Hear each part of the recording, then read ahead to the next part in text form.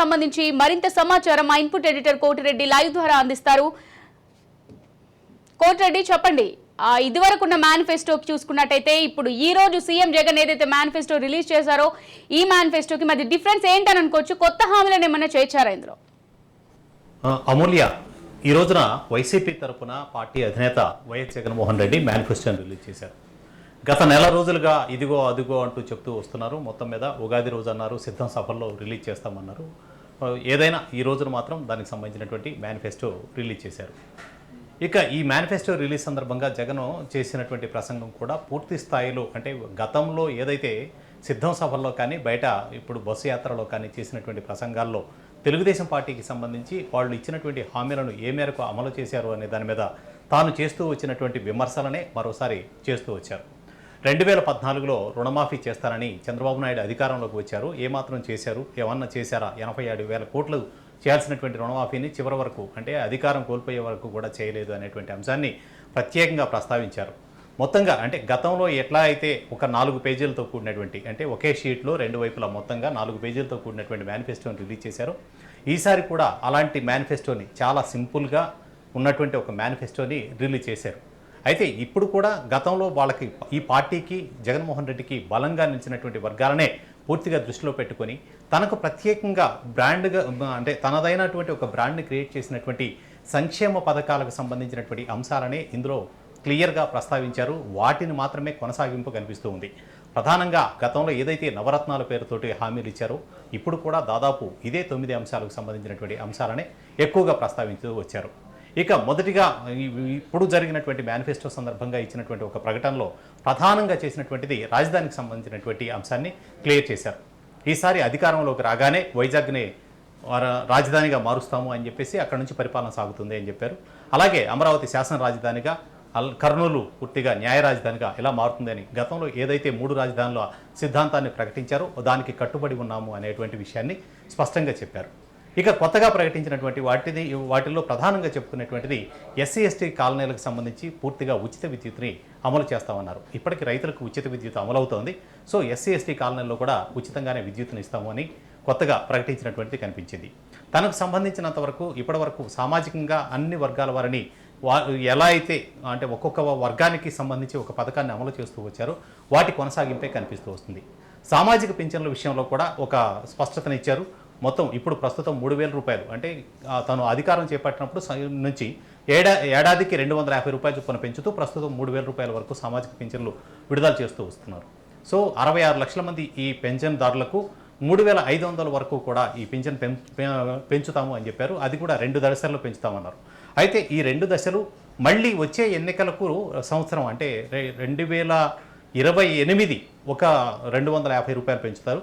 ఆ తర్వాత 29లో 250 రూపాయలు పెంచి రాబోయే ఎన్నికలు అంటే ఈ ప్రస్తుతం 24 కాకుండా 29 ఎన్నికలకు ముందుకు 3,500 రూపాయలు సామాజిక పింఛన్ రూపంలో ఇచ్చేటువంటి అవకాశం ఉంది. అది చాలా స్పష్టంగా ప్రకటించారు. ఇక దీంతో పాటు ప్రకటించిన వాటిల్లో ఎస్సీ ఎస్టీ బీసీ మైనారిటీ వర్గాలకు సంబంధించి 45 నుంచి 60 సంవత్సరాల మధ్య ఉన్నటువంటి మహిళలకు ప్రస్తుతం ఏడాదికి సగటున 15,000 రూపాయల చొప్పున మొత్తంగా 5 సంవత్సరాల్లో 75,000 రూపాయల వరకు వారికి చేయూత కింద అందజేస్తూ వస్తున్నారు. అయితే ఈ చేయూతని మరింత కొనసాగిస్తూ దాదాపు రెట్టింపు చేశారు. రెట్టింపు అంటే దాదాపు ఏడాదికి 30,000 చొప్పున సగటున వచ్చేలాగా 5 ఏళ్లలో 1,50,000 అంటే 1,50,000 రూపాయలు వాళ్ళకి ఇచ్చేటువంటి అవకాశం ఉంది. ఆ ప్రకటన కూడా ఈ మేనిఫెస్టోలో చేర్చారు. అంటే గతంలో కొనసాగుతున్నటువంటి పథకాలనే ఇంకా అంటే ప్లస్ అనేటువంటిది మేనిఫెస్టో ఏదైతే నవరత్నాలు ప్లస్ పేరుతోటే దాదాపుగా రిలీజ్ చేశారు కాబట్టి 75,000 కాస్త పెరిగింది. అలాగే ప్రస్తుతం రైతు భరోసా కింద 13,500 రూపాయలు ఇస్తున్నారు. ఈ 13,500 రూపాయలను కూడా 16,000కు పెంచుతూ ప్రకటన చేశారు. ఈ మేనిఫెస్టోలో జోడించారు. అంటే రైతులకు కూడా దాదాపుగా ఒక 2,500 రూపాయలు పెరుగుతోంది. అంటే ప్రతి రైతుకు ఇచ్చేటువంటి ఈ భరోసా పథకం కింద ఆల్రెడీ తెలంగాణలో 15,000 రూపాయలు రైతు భరోసా కింద ఇస్తున్నారు. సో ఇక్కడ అది ఇంకొక 1,000 అదనంగానే ఇస్తున్నటువంటిది కనిపిస్తోంది రైతు భరోసా పెంచడం ద్వారా. ఇక ప్రస్తుతం ఆరోగ్యశ్రీకి దాదాపు 25 లక్షల రూపాయల వరకు లిమిట్ పెంచారు. ఇప్పటికే అమలవుతూ ఉన్నది. దీన్ని ఇంకా మరింత విస్తృతంగా అమలు చేస్తామని చెప్పి జగన్ ప్రకటన చేశారు. దీంతో పాటు చూసుకున్నట్లయితే ఇక ఇప్పటికే అంటే వాహన మిత్ర పేరుతోటి ఆటో డ్రైవర్లకు వీళ్ళకి ఇస్తున్నటువంటిది ఇకపైన ట్రిప్పర్లు డ్రైవర్లు లేదా లారీలు నడిపేటువంటి డ్రైవర్లు వీళ్ళందరికీ కూడా అమలు చేస్తాము అని చెప్పి, అంటే డ్రైవర్గా జీవితం కొనసాగిస్తున్నటువంటి ప్రతి ఒక్కరికి కూడా దాదాపు దీనిని కొనసాగిస్తాము, దీన్ని కొనసాగింపు ఉంటుందని చెప్పి ఈ మేనిఫెస్టోలో ప్రకటించారు. ఇంక దీంతో పాటు మిగతా కొన్ని అంశాలను కూడా ప్రత్యేకంగా ప్రస్తావించడం జరిగింది. వాటిలో ముఖ్యమైన వాటిల్లో చెప్పుకున్నట్లయితే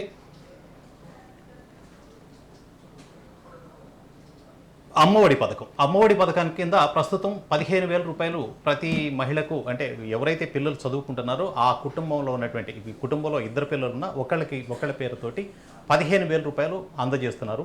దానిలో దాదాపు 2,000 రూపాయలు అక్కడ అభివృద్ధి కమిటీ పేరుతోటి తీసుకుంటున్నారు. సో ఈ 15,000ని మరో 2,000 పెంచి 17,000 రూపాయలు అందజేసేందుకు కావాల్సినటువంటి ఏర్పాటు చేశారు. సో 17,000 చేసి 15,000 రూపాయలు నికరంగా ఎవరైతే విద్యార్థి ఉన్నారో వారి తల్లికి అందేలాగా చేస్తామని చెప్పి ప్రకటించారు. దీనికి సంబంధించినంత వరకు కూడా క్లియర్గా ఆ ప్రకటన వచ్చింది. దాంతోపాటు వైద్య ఆరోగ్యశ్రీని విస్తరణ చేయటము, వైఎస్ఆర్ కాపు నేస్తం కొనసాగింపు, దీన్ని కూడా 60,000 నుంచి 1,20,000 రూపాయలకు కాపు నేస్తం కింద వాళ్లకు రుణాలుగా ఇస్తున్నటువంటిది కానీ, వాళ్ళ అవసరాల కోసం కానీ, వాళ్ళ అభివృద్ధి కోసం ఇస్తున్నటువంటి దాన్ని 60,000 నుంచి 1,20,000, అంటే దీన్ని కూడా కాపులకు సంబంధించినటువంటి ఒక ప్రత్యేక ప్రకటనగా చెప్పుకోవాలి. ఒకవైపున కూటమి అంతా కూడా కాపు ఓటర్ల కోసం, అంటే ఒకవైపు పవన్ కళ్యాణ్ జనసేన పార్టీ పూర్తి స్థాయిలో కాపు ఓటర్లను ఆకర్షించేటువంటి ప్రయత్నం చేస్తూ ఉంది. అయితే కాపులకు ఈ ప్రస్తుతం ఈయన ప్రకటించినటువంటిది దాదాపు ప్రస్తుతం ఇస్తున్నటువంటి 60,000ని 1,20,000 అంటే రెట్టింపు చేస్తూ ప్రకటన చేశారు. ఇక మత్స్యకార భరోసా కింద ఇస్తున్నటువంటి అమౌంట్ని కూడా 5 విడతల్లో దీనిని 50,000గా పెంచారు. 50,000 రూపాయల చొప్పున, అంటే సంవత్సరానికి దాదాపు 10,000 చొప్పున మత్స్యకార భరోసా కింద ప్రతి మత్స్యకారుడికి అందేలాగా చేస్తామనేది ఒక ప్రకటన చేశారు. దీంతోపాటు ఇక లారీ డ్రైవర్లు వీళ్ళకి కూడా చేస్తామన్నారు. ఇక అనార్గనైజ్డ్ సెక్టార్కి సంబంధించి ఎవరైతే అసంఘటిత రంగాల్లో పనిచేస్తున్నారో వీళ్ళందరికీ కూడా వైఎస్ఆర్ బీమా పథకాన్ని అమలు చేస్తామన్నారు. దానితో పాటు ప్రస్తుతం ఇప్పుడు ఉపాధి కోసం విద్యార్థులు అంటే ఉపాధి కోసం చేస్తున్నటువంటి స్విగ్గీ, జొమాటో వంటి ఈ డెలివరీ బాయ్స్గా చేస్తున్నటువంటి వాళ్ళు కూడా ఏదైనా ప్రమాదవశాత్తు మరణం కనుక సంభవించేట్లయితే ఖచ్చితంగా ఈ వైఎస్ఆర్ బీమా కింద వాళ్ళకు కూడా వర్తింప చేస్తాము అనేటువంటి ఒక ప్రకటన ప్రస్తుతం చేశారు. ఇక ప్రస్తుతం అమలవుతున్నటువంటి లా నేస్తం ఇలాంటి పథకాలన్నీ ముందుకు వెళ్తాయి. ఖచ్చితంగా ఏ పథకము ఆగిపోయేటువంటి అవకాశం లేదని చెప్పారు. ఇక 3 లక్షల వరకు కూడా వడ్డీ లేనటువంటి రుణాలు అందజేసేందుకు సంబంధించినటువంటి ప్రకటన కూడా చేశారు. రుణమాఫీకి సంబంధించి ఎక్కువ మంది ఆశించారు, కానీ రుణమాఫీ కాదు, వడ్డీ లేనటువంటి రుణాలను మాత్రం ఇచ్చేందుకు కావాల్సినటువంటి ఇది చేశారు. ఇక మిగతా వాటిలో ఏదైనా ఉంటే ప్రస్తుతం కనిపించినంత వరకు కూడా విద్యార్థులు ఉపాధి రంగానికి అధిక ప్రాధాన్యం ఇస్తామనేటువంటిది ప్రస్తుతం ఇచ్చినటువంటి మేనిఫెస్టోలో ఎక్కువగా కనిపిస్తుంది.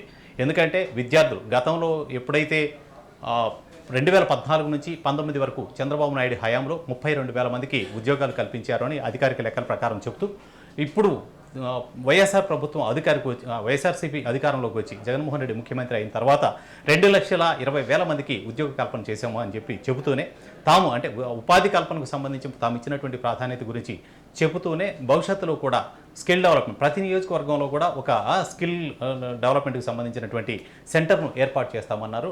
దాంతో పాటు తిరుపతిలో ఒక యూనివర్సిటీని కూడా ఏర్పాటు చేసి నిరుద్యోగులు అనేవాళ్ళు లేకుండా అందరికీ ఉపాధి కల్పించేటువంటి ప్రయత్నాలు చేస్తామనేటువంటిది ప్రకటన చేశారు. ఓవరాల్గా ఇప్పుడు చూసుకున్నట్లయితే గతంలో ఇచ్చినటువంటి మేనిఫెస్టో కొనసాగింపు, దానికి ఇస్తున్నటువంటి, అంటే సంక్షేమం రూపంలో ఇస్తున్నటువంటి పథకాలు ఇప్పుడు గతంలో ఉన్నటువంటి వాటిని కొనసాగింపు ఉంటుందని ప్రకటన చేశారు.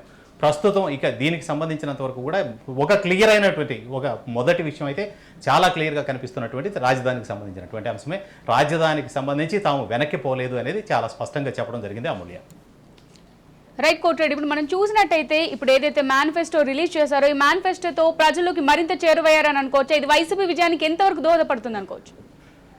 ఖచ్చితంగా ఇప్పుడు మనం గమనించినట్లయితే సంక్షేమానికి సంబంధించినటువంటి ప్రాధాన్యత క్రమంగా చూసినట్లయితే ప్రత్యర్థులు కూడా జగన్మోహన్ రెడ్డి అమలు చేస్తున్నటువంటి సంక్షేమ పథకాలను ఆపుతామని కానీ, ఇందులో వైఫల్యాలు ఉన్నాయని ఎక్కడ చెప్పడానికి అవకాశం లేని విధంగా గడిచిన 5 సంవత్సరాలుగా అమలు చేస్తూ వచ్చారు. ఇందులో ప్రధానమైనటువంటి అంశం ఏంటి అంటే ఎక్కడా కూడా అధికారుల ఇన్వాల్వ్మెంట్ లేదు. డీబీటీ, డైరెక్ట్ బ్యాంక్ ట్రాన్స్ఫర్ పద్ధతిలోనే ఎవరైతే లబ్ధిదారులు ఉన్నారో ఆ లబ్ధిదారుల అకౌంట్లోనే పూర్తిగా నేరుగా ఏ పథకం కింద వచ్చినటువంటి అమౌంట్ అయినా సరే వాళ్ళ అకౌంట్లో జమవుతూ వచ్చాయి.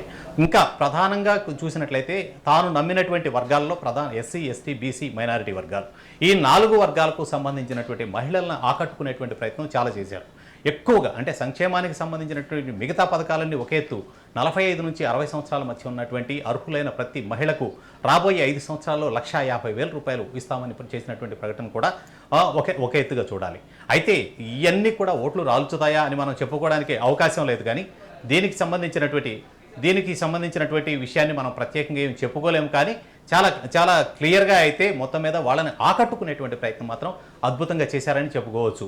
సో విపక్షాలకు సంబంధించినటువంటి అంటే దీనికి కౌంటర్గా రేపు ఏం చేస్తారు అనే దాని మీద మనం ఏం చేస్తారనే దాన్ని వేచి చూడాల్సి ఉంటుంది. Right, thank you Koti Reddy, thank you for the updates.